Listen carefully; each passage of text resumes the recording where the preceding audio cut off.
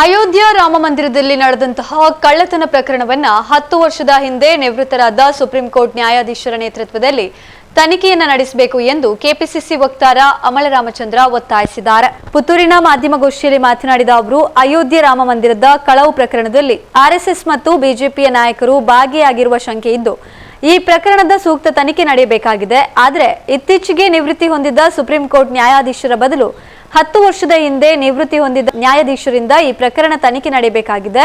ಇತ್ತೀಚೆಗೆ ನಿವೃತ್ತಿ ಹೊಂದಿದ್ದ ನ್ಯಾಯಾಧೀಶರಿಂದ ತನಿಖೆ ಸರಿಯಾಗಿ ನಡೆಯುವ ವಿಶ್ವಾಸ ಇಲ್ಲ. ಈ ಪ್ರಕರಣದಲ್ಲಿ ಬಿಜೆಪಿಯ ಪ್ರಮುಖ ನಾಯಕರು ಆರ್ಎಸ್ಎಸ್ನ ಪ್ರಮುಖ ನಾಯಕರ ಕೈವಾಡವಿದ್ದು ಪ್ರಧಾನಿ ನರೇಂದ್ರ ಮೋದಿಯೇ ರಾಮ ಮಂದಿರದ ಆಡಳಿತ ಸಮಿತಿಯನ್ನ ರಚಿಸಿರುವ ಕಾರಣ ಪ್ರಕರಣದ ಗಂಭೀರತೆಯನ್ನ ಅರಿತುಕೊಳ್ಳಬೇಕಾಗಿದೆ ಎಂದರು. ದೇಣಿಗೆಯ ಹೆಸರಿನಲ್ಲಿ ಬಂದ ಸಾವಿರಾರು ಕೋಟಿ ಹಣವನ್ನ ರಾಮ ಜನ್ಮಭೂಮಿ ಟ್ರಸ್ಟ್ ಗುಳುಂ ಮಾಡಿದ್ದು ಇದು ರಾಮನಿಗೆ ಮಾಡಿದ ಅನ್ಯಾಯ ಎಂದ ಅವರು, ಬಿಜೆಪಿ, ಆರ್ಎಸ್ಎಸ್ ಮತ್ತು ಹಿಂದೂ ಸಂಘಟನೆಯ ಕಾರ್ಯಕರ್ತರಿಗೆ ಇನ್ನೂ ಜೈ ಶ್ರೀರಾಮ್ ಹೇಳುವಂತಹ ಹಕ್ಕಿಲ್ಲ.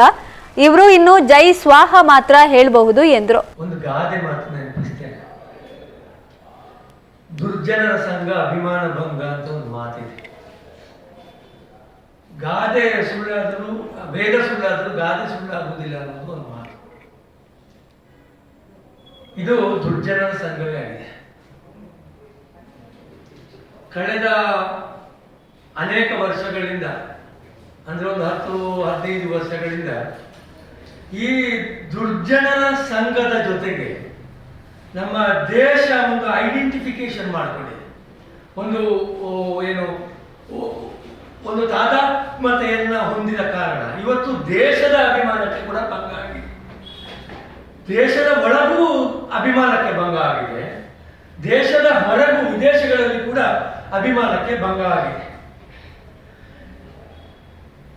ಈ ಅಭಿಮಾನಕ್ಕೆ ಭಂಗ ಆದ ಕಾರಣದಿಂದ ಈ ದುರ್ಜನರ ಸಂಘ ಅಭಿಮಾನ ಭಂಗ ಅನ್ನುವ ಮಾತು ಅತ್ಯಂತ ಸೂಕ್ತವಾಗಿ ಈ ಸಂಘಕ್ಕೆ ಹೊಂದುತ್ತದೆ. ಇನ್ನು ಈ ಸಂಘದವರು, ಆರ್ಎಸ್ಎಸ್ಸಿನವರು, ವಿಶ್ವ ಹಿಂದೂ ಪರಿಷತ್ತಿನವರು, ಬಜರಂಗ ದಳದವರು ಅಥವಾ ಬೇರೆ ಜಾಗರಣ ವೇದಿಕೆಯವರು, ಇವರೆಲ್ಲ ಸಂಘ ಪರಿವಾರದಲ್ಲಿ ಬರ್ತಾರೆ. ಇವರಿಗೆ ಯಾರಿಗೆ ಕೂಡ ಇನ್ನು ಮುಂದಕ್ಕೆ ಜೈ ಶ್ರೀರಾಮ್ ಅನ್ನುವ ಘೋಷಣೆಯನ್ನು ಹಾಕುವ ಅರ್ಹತೆ ಇಲ್ಲ.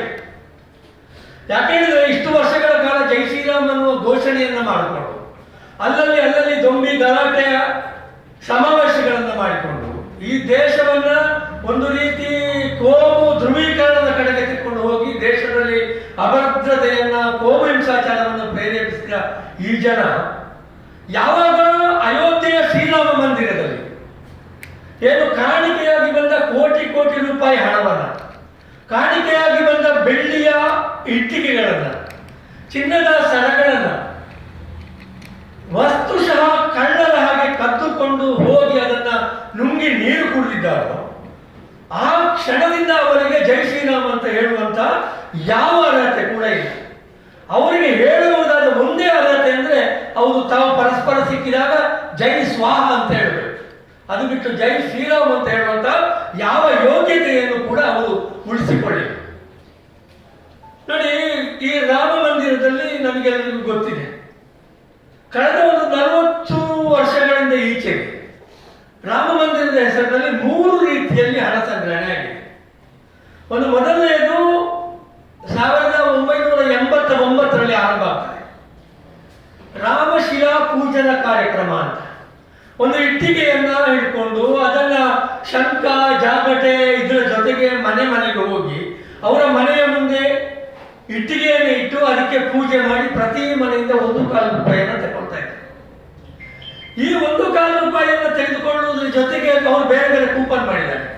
5 ರೂಪಾಯಿ ಕೂಪನ್, 10 ರೂಪಾಯಿ ಕೂಪನ್, ಹೀಗೆ ದೇಶ ವಿದೇಶಗಳಿಂದ ಕೋಟ್ಯಾಂತರ ರೂಪಾಯಿಯನ್ನು ಅವರು ಕಲೆಕ್ಷನ್ ಮಾಡಿದ್ದಾರೆ.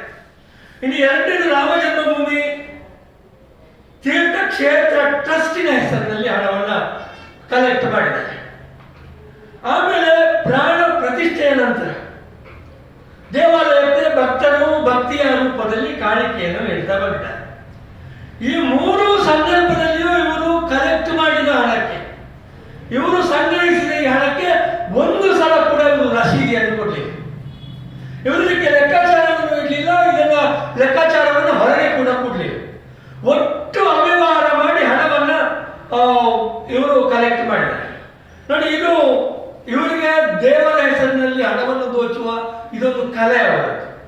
ನೋಡಿ, ಇಟ್ಟಿಗೆ ತಕೊಂಡು ಹೋಗಿ ಮನೆ ಮನೆಗೆ ತಕೊಂಡು ಹೋಗಿ ಇವರು ಹಣ ಸಂಪಾದನೆ ಮಾಡಿದ್ರಲ್ಲ, ಈ ಹಣದ ಮೊತ್ತ ಆಗಿನ ಕಾಲದಲ್ಲಿ ಸುಮಾರು 1,400 ಕೋಟಿ ರೂಪಾಯಿ ಸಂಗ್ರಹ ಆಗಿದೆ. ಇದೊಂದು ಅಂದಾಜು, ಇದವರು ಲೆಕ್ಕ ಕೊಟ್ಟದಲ್ಲ. ಒಂದು ಮನೆಯಿಂದ 1,4 ರೂಪಾಯಿ, ಹಾಗೆ ಇಡೀ ದೇಶದ ಮನೆಗಳಿಂದ ಎಷ್ಟು ಹಣ ಆಗ್ತದೆ ಅನ್ನುವ ಲೆಕ್ಕಾಚಾರದ ಮೇಲೆ ಅವರ ಮೇಲೆ 1,400 ಕೋಟಿ ರೂಪಾಯಿ ಸಂಗ್ರಹ ಮಾಡಿದೆ ಎನ್ನುವುದು ಇದು ಎಲ್ಲ ಪತ್ರಿಕೆಗಳಲ್ಲಿ ಬಂದಂತಹ ಒಂದು ವಿಚಾರ. ಇನ್ನು ಅವತ್ತಿನ 1,400 ರೂಪಾಯಿ ಕೋಟಿ ಇವತ್ತು ಏನು ಇವತ್ತಿನ ಹಣದುಬ್ಬರವನ್ನು ಲೆಕ್ಕ ಹಾಕಿದರೆ, ಇವತ್ತಿನ ಮಾರುಕಟ್ಟೆ ವ್ಯಾಲ್ಯೂವನ್ನು ಲೆಕ್ಕ ಹಾಕಿದರೆ ಸುಮಾರು 17,400 ಕೋಟಿ ರೂಪಾಯಿ ಆಗ್ತದೆ. ಅವತ್ತಿನ 1,400 ಕೋಟಿ ಇವತ್ತಿನ 17,000 ಕೋಟಿಗೆ ಸಮ ಆಗ್ತದೆ. ಹಾಗಿದ್ರೆ ಅವತ್ತು ಕಲೆಕ್ಟ್ ಆದ ಆ ಅವತ್ತಿನ 1,400 ಕೋಟಿ ಮತ್ತು ಇವತ್ತಿನ 14,000 ಕೋಟಿಯನ್ನ 17,400 ಕೋಟಿಯನ್ನ ನುಂಗಿ ನೀರು ಕುಡಿದವರು ಯಾರು? ಆ ಹಣ ಎಲ್ಲಿಗೆ ಹೋಯಿತು? ಆ ಹಣಕ್ಕೆ ಇವತ್ತಿಗೆ ಕೂಡ ಯಾವುದೇ ಆದಂತಹ ಲೆಕ್ಕಾಚಾರ ಆಗಲಿ ಅದರ ಸುದ್ದಿಯೇ ಇಲ್ಲ. ಇನ್ನು ಮೊನ್ನೆ ಏನು ಪ್ರಧಾನಮಂತ್ರಿ ಮೋದಿಯವರು 2020ನೇ ಇಸ್ವಿಯಲ್ಲಿ ಸಂಸತ್ತಿನಲ್ಲಿ ರಾಮ ಮಂದಿರ ತೀರ್ಥಕ್ಷೇತ್ರ ಟ್ರಸ್ಟ್ ಅನ್ನುವಂತಹ ಒಂದು ಟ್ರಸ್ಟ್ ಅನ್ನು ಸ್ಥಾಪನೆ ಮಾಡಿದ ನಂತರ ರಾಮ ಮಂದಿರವನ್ನು ಕಟ್ಟುವುದಕ್ಕೆ ಬೇಕಾಗಿ ಊರಿಂದ ದೇಣಿಗೆಯನ್ನು ಅವರು ಸಂಗ್ರಹ ಮಾಡಿದ್ದಾರೆ. ಪ್ರತಿ ಮನೆಗೆ ಹೋಗಿದ್ದಾರೆ, ಪ್ರತಿ ಇಂಡಸ್ಟ್ರಿಯಲಿಸ್ಟ್ಗಳ ಕೈಯಲ್ಲಿ ದುಡ್ಡು ತಗೊಂಡಿದ್ದಾರೆ. ದೇಶ ವಿದೇಶಗಳಿಂದ ಹರಿದು ಬಂದ ಈ ಹಣದ ಮೊತ್ತ ಸುಮಾರು 3,700 ಕೋಟಿ ರೂಪಾಯಿ ಆಗಿದೆ ಅಂತ ಅವರೇ ಅನೌನ್ಸ್ ಮಾಡಿದ್ದಾರೆ. ಆಮೇಲೆ ಅವರು ಇನ್ನೊಂದು ಅನೌನ್ಸ್ಮೆಂಟ್ ಮಾಡಿದ್ದಾರೆ, ಈ ಹಣದಲ್ಲಿ ಸುಮಾರು 2,500 ಕೋಟಿ ರೂಪಾಯಿ ಚಿಲ್ಲರೆ ನಮಗೆ ರಾಮ ಮಂದಿರ ಕಟ್ಟುವುದಕ್ಕೆ ಖರ್ಚಾಗಿದೆ ಅಂತ ಹೇಳಿದ್ದಾರೆ. ಆಮೇಲೆ ಇನ್ನೊಂದು 340 ಕೋಟಿ ರೂಪಾಯಿ ಇತರ ಖರ್ಚುಗಳಾಗಿದೆ ಅಂತ ಹೇಳಿದ್ದಾರೆ. ನಮಗೆ 800 ಕೋಟಿ ರೂಪಾಯಿಗಳಷ್ಟು ಹಣ ನಮ್ಮಲ್ಲಿ ಈಗ ಉಳಿಕೆಯಾಗಿ ಅದು ಬ್ಯಾಂಕಿನಲ್ಲಿ ಇದೆ ಅಂತ ಈಗ ಲೆಕ್ಕ ಕೊಟ್ಟಿದ್ದಾರೆ. ಯಾವಾಗ? ಈಗ 2 ವರ್ಷದ ಹಿಂದೆ ರಾಮನ ಪ್ರಾಣ ಪ್ರತಿಷ್ಠೆ ಆಗಿದೆ. ಅದರ ನಂತರ 2 ವರ್ಷ ಆದ ನಂತರ ಇವತ್ತು ಅದರ ಲೆಕ್ಕಾಚಾರವನ್ನು ಹಗರಣ ಹೊರಗೆ ಬಂದ ನಂತರ ಕೊಟ್ಟಿದ್ದಾರೆ. ಹಾಗಿದ್ರೆ ರಾಮ ಮಂದಿರ ಕಟ್ಟುವುದಕ್ಕೆ ಬೇಕಾದ ಎಲ್ಲ ಹಣವನ್ನು ಕೂಡ ಈ ಸಲ ಸಂಗ್ರಹ ಮಾಡಿದ ಹಣದಲ್ಲಿ ಅವರು ವಿನಿಯೋಗ ಮಾಡಿದ್ದಾರೆ. ಕಳೆದ ಸಲ ಯಾವಾಗ ರಾಮಶಿಲಾ ಅಭಿಯಾನದಲ್ಲಿ ಸಂಗ್ರಹವಾದ ಹಣವನ್ನ 10 ರೂಪಾಯಿ ಕೂಡ ಅದು ಉಪಯೋಗಕ್ಕೆ ಬರಲಿಲ್ಲ.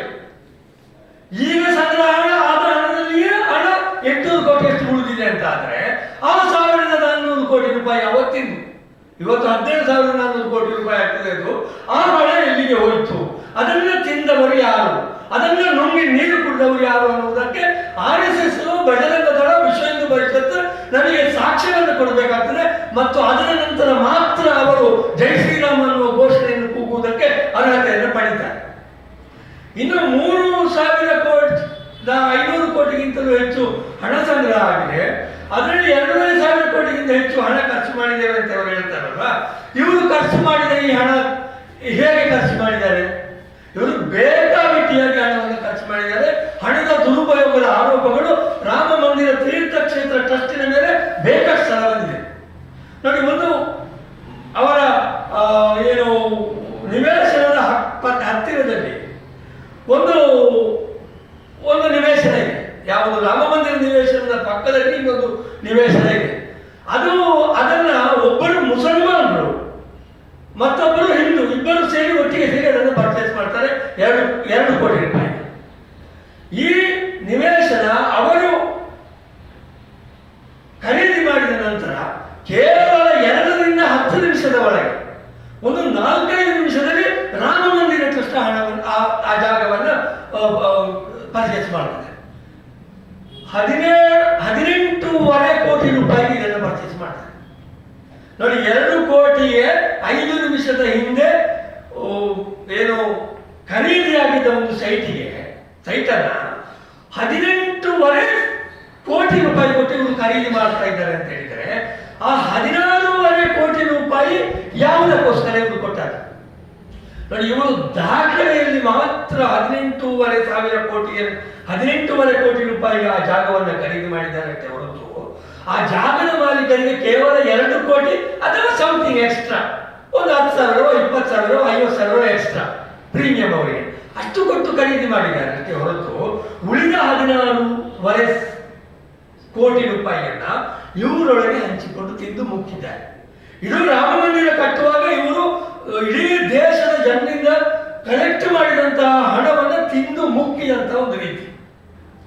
ಇನ್ನು ಅದರ ಸುತ್ತಮುತ್ತ ಇನ್ನೂ ಅನೇಕ, ಕೇವಲ ಇದು ಒಂದು ಮಾತ್ರ ಅಲ್ಲ, ಇನ್ನೂ ಅನೇಕ ಸೈಟ್ಗಳನ್ನು ಇವರು ಪರ್ಚೇಸ್ ಮಾಡಿದ್ದಾರೆ ನಮಗಿದು ಬೇಕು ಅಂತ.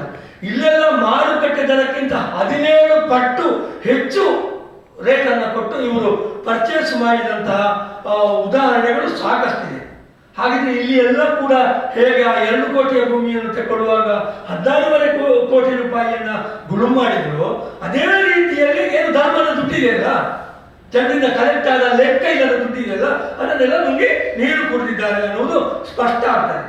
ಇನ್ನು ದೇವಸ್ಥಾನದ ಭೌತಿಕ ಏನು ಕಟ್ಟಡವನ್ನ ಕಾಮಗಾರಿಯನ್ನು ಮಾಡುವಾಗ ಅದಕ್ಕೆ ಬೇಕಾದ ಅದನ್ನ ಖರೀದಿ ಮಾಡುವಾಗ 40% ಕಮಿಷನ್ ಇವರೆಲ್ಲ ಸೇರಿಕೊಂಡು ಹೊಡೆದಿದ್ದಾರೆ ಅನ್ನುವಂಥ ಆರೋಪ ಇದೆ.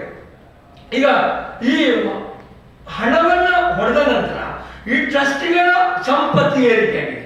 ಅವರು ಅಲ್ಲಲ್ಲಿ ಐಷಾರಾಮಿ ಬಂಗಲೆಗಳನ್ನು ತೆಗೆದಿದ್ದಾರೆ, ದೊಡ್ಡ ದೊಡ್ಡ ಕಾರುಗಳನ್ನು ತೆಗೆದಿದ್ದಾರೆ, ಫಾರಿನ್ ಕಾರುಗಳು. ಮೊನ್ನೆ ಮೀಟಿಂಗಿಗೆ ಬಂದಿದ್ರು ಅವರು, ನಿನ್ನೆ ಇರಬೇಕು, ನಿನ್ನೆ ಒಂದು ದೊಡ್ಡ ಮೀಟಿಂಗ್ ಆಗಿತ್ತು ರಾಮ ಮಂದಿರ ಟ್ರಸ್ಟಿನದ್ದು. ಅದರ ಮೀಟಿಂಗ್ಗೆ ಬರುವಾಗ ಅವರು ಬಂದ ಕಾರುಗಳನ್ನು ನೋಡಬೇಕಿತ್ತು, ಎಲ್ಲ ಫಾರಿನ್ನಿಂದ ಇಂಪೋರ್ಟ್ ಆದಂತಹ ಐಷಾರಾಮಿ ಕಾರುಗಳಲ್ಲಿ ಬಂದಿದ್ದಾರೆ. ಇವರಿಗೆ ಈ ಹಣ ಎಲ್ಲ ಈ ವಿದೇಶಿ ಕಾರುಗಳನ್ನು ತೆಗೆಲಿಕ್ಕೆ, ಬಂಗಲೆಗಳನ್ನು ತೆಗೆಲಿಕ್ಕೆ ಎಲ್ಲವೂ ರಾಮ ಮಂದಿರದ ದೇಣಿಗೆಯ ಹಣವನ್ನೇ ದುರುಪಯೋಗ ಮಾಡಿ ಇವರು ಅದನ್ನು ನುಂಗಿ ನೀರು ಕುಡಿದಿದ್ದಾರೆ.